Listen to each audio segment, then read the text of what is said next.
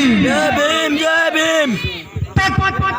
पसीने की स्याही से जो लिखते अपने इरादों को, पसीने की स्याही से जो लिखते हैं अपने इरादों को, उनके मुकद्दर के पन्ने कभी कोरे नहीं होते, कभी कोरे नहीं होते।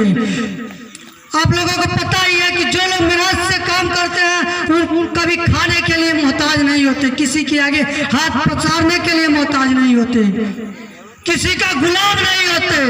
हम लोग किसी का गुलाम नहीं है।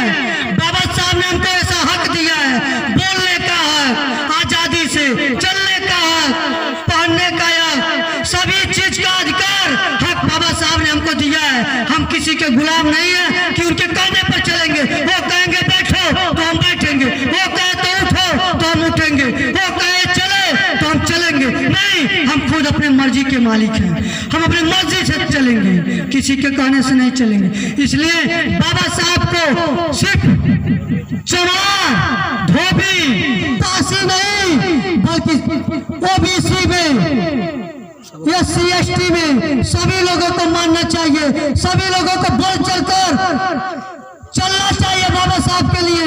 क्योंकि बाबा साहब ने बहुत ही मेहनत से अपने बच्चों का बलिदान देकर, बता रहे थे आपको ना कि गांधी ने समझौता 1930, 1931 और 1932 तीन बार गांधी ने समझौता इंग्लैंड में हुआ। तीनों बार बाबा साहब ने SC ST OBC दलितों के लिए, हक के लिए अधिकार उठाए, उनके अधिकार की लड़ाई लड़े इंग्लैंड में।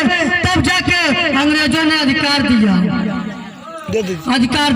इसी के साथ मैं भीम आर्मी के अध्यक्ष सतीश अम्बेडकर जिला अध्यक्ष उनको संबोधित, विधानसभा अध्यक्ष उनको संबोधित कर रहे हैं कि वो भी अपना 2 शब्द कहें।